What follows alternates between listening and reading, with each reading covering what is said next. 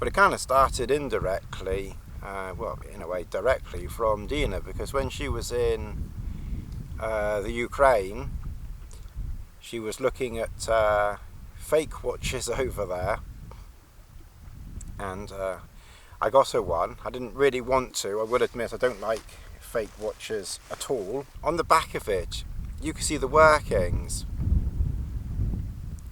and I can see it sort of moving around inside, doing, you know, magic stuff.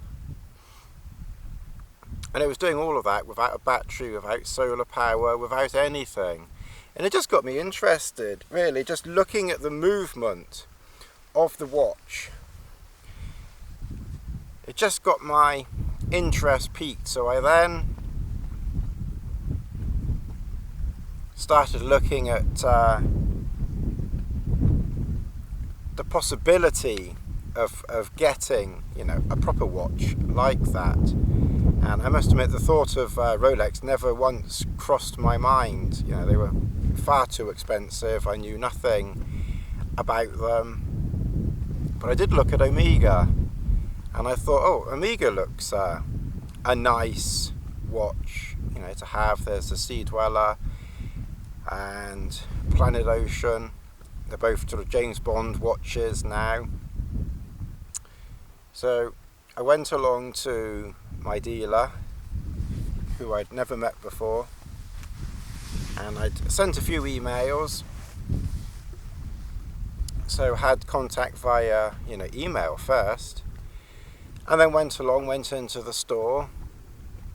I met Mark, because I know you'll be watching this. So I then met Mark, and we looked at the Omega, and basically sort of just before going into the store, I'd found a YouTube video on the blue Yacht-Master, the Rolex blue Yacht-Master, and I still didn't really think that I would get that watch. And it was only when I was in the store looking at the Omega, and just out of curiosity I said to Mark, do you have the blue Yacht-Master in stock? Not really knowing anything at all about any of this stuff. And just amazingly he did, and I looked at it and just instantly just fell in love with the blue Yacht-Master. And whilst the Omega is a fantastic watch, once I saw that blue Yacht-Master, it was either basically getting that or nothing at all. I don't think I could have purchased the Omega and felt happy with that purchase, even though that's not exactly cheap.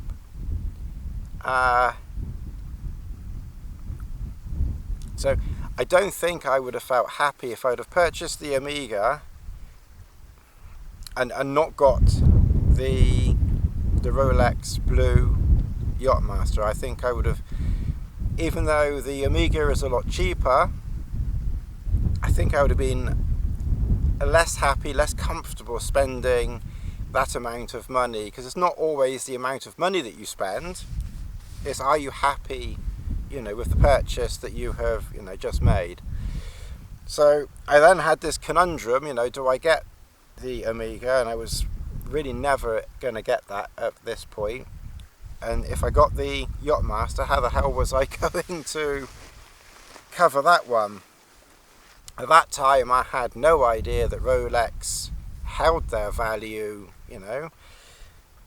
Okay, the Yacht-Master will have dipped a little bit because it has some precious metal in it. The bezel is platinum, so that watch will have dipped a bit, but not very much. But I didn't know that at the time. You know, I had no idea that at the time of buying that watch that it would still hold, you know, most of its value. I thought, like most things, it would just plummet in value, but I still just wanted that watch. So then I knew my credit rating was excellent, because previously I'd been sort of nosing at that type of thing. So I found 0% transfer fee, 0% interest rate on a card over, I think it was like 2 years or something like that. So once I found that card, or I knew I could get that card, got the watch, whacked it onto this 00 card, and then you know, paid it off a bit each month, and then it's actually going to be paid off, I think, early next year. So, but by doing a bit a month, it hasn't cost me anything. So I've got a watch, and it's cost me, well, I wouldn't say it hasn't cost me anything, but it hasn't cost me any interest, and it never will. And it's a purchase that I know, you know, is not going to lose very much ever. It will always hold good value. I then joined, you know, a couple of watch groups. Horology is one, Rolex Collectors World is another. When I joined them, I thought, I'm just going to look, just have a look. I'm not going to be buying any more watches. Anyway, of course, I then, usual thing, started seeing other watches and started thinking, actually, these other watches look quite nice. I hadn't realised how nice they looked at the time. So that's how I got the Polar, and I had to wait 4 months for the Polar. That's the Explorer 2. That took 4 months to arrive. That's getting in shorter supply. And before I got that one, I had offers coming out of my ears for different people offering to sell me either a used one, a new one at a discounted price, or, you know, retail price. And in the time that I was waiting and held on to get mine from my dealer, Mark,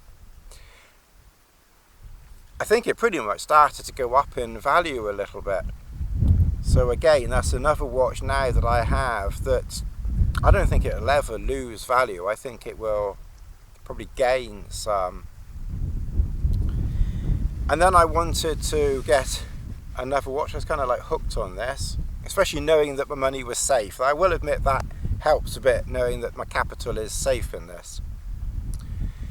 So I then started sort of thinking, now, you know, what else can I get? And I had a couple of other ideas, but chatting with Mark, we came to the conclusion that the Hulk would be a good purchase. That's a green Submariner, and we're still waiting for that. It may get discontinued next year. There's a rumour going around that the green Submariner will get discontinued. Whether it does or it doesn't, that's a watch the same as this Yacht-Master 2, that the second you buy it on the grey market, it's worth double what you pay, effectively. So we chatted for a little bit. I went along, had a nice cup of tea. It's worth popping along for the nice cup of tea.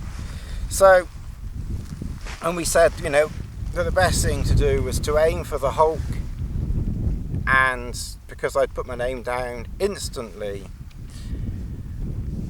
on this Yacht-Master 2, that, you know, I would try and hopefully get that this year. I was hopeful for this year. I don't think it was ever 100%, but I was hopeful that I would get it this year.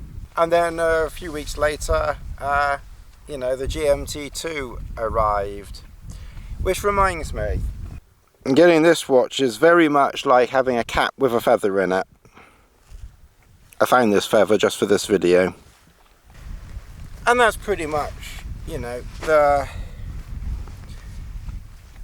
story or the history about how I got into this. So this is something I've got interested in, and if I get any other watches in the future, I'll probably do some more videos on it. So I hope this little talky bit wasn't too boring. I just wanted to put a little history in about that. The reason why these professional stainless steel watches are, you know, so expensive, it's not exactly cheap to buy, but Rolex doesn't seem to make very many of them. They seem to concentrate on Datejusts and precious metals, golds and things like that. And they don't seem to make so many of the professional sports models, the GMTs, the Submariners, and the Daytonas. I quite like the idea of a white Daytona, actually. And the Sky Dweller is also quite a rare piece. So Rolex just doesn't seem to make so many of these professional models. And of course what happens is,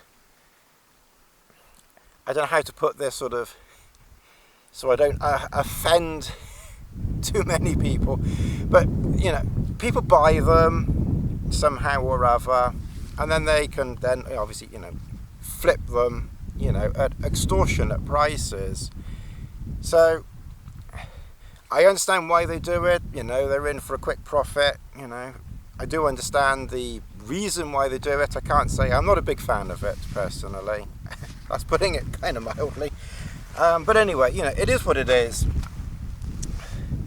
But it does mean that if the average person walks into a store, or maybe it doesn't mean this, I don't know. But anyway, if the average person walks into a store wanting, you know, a watch like this or a Submariner, the chances of you getting it are almost zero, to be honest, unless you get exceptionally lucky.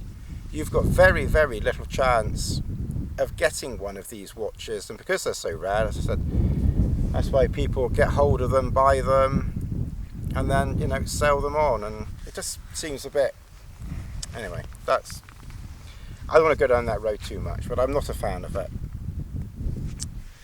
So I was very lucky to get hold of this watch here, and you know, thank you, Mark, for getting this in, you know, quite as quickly as you did. I thought I'd be lucky to get it before Christmas, and it's still summertime, so I'm really very, very happy and proud, you know, of this watch. It really is an absolute beauty, and I really enjoyed doing this video.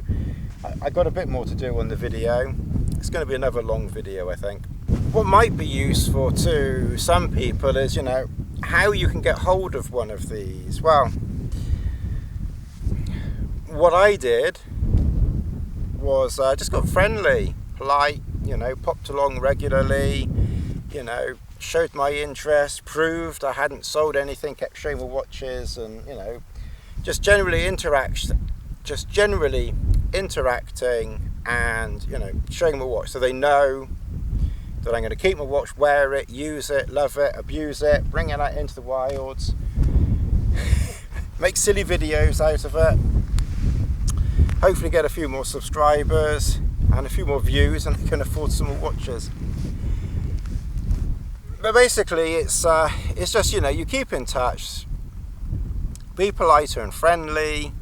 Obviously having a past purchase history with the same store helps, so I would personally never, I've heard people say go to this store, that store, another store, this, you know, stores all over the place, and ask everywhere, and maybe that works for many people, but I personally wouldn't do that. I will admit I've looked in other stores just in passing, but I would never buy from another dealer. As long as I've got this relationship with mine, I'd damn well stick with that. I think it would be foolish and stupid to look somewhere else when you've got such a good, you know, purchase history going. I just see no point. Basically, as I said, you know, I bought the Yacht-Master. I did get a date dress for Dina as well, and obviously the Explorer 2. So I have purchase history, and that all helps, you know, when it comes to, you know, purchasing, you know, the rarer models. So I must admit now I'm going to start gunning for the rarer models now, and just see how easy it is for me to get them. I think I'll be able to get them. I will admit I am confident. If I could get this, I'm confident that over the next few years I'm going to get hold of some of these rarer models. We'll see. My advice to people wanting to buy a watch, because I don't want you buying watches before me, so either get a watch after I've got it, or be rude, abusive, you know, don't show up, flip your watches, sell them as soon as you've bought them, do all that type of stuff, and the AD will never sell to you ever again, and then that gives me a much better opportunity to get the watches that I want. So that's Tony's advice for purchasing watches. Yes. Right. I think I need a cup of tea in a minute. It's nice to have, you know, a hobby where, yes, it might cost a lot of money, but knowing that you're not throwing all that money away. And there aren't many hobbies that you can do where you can actually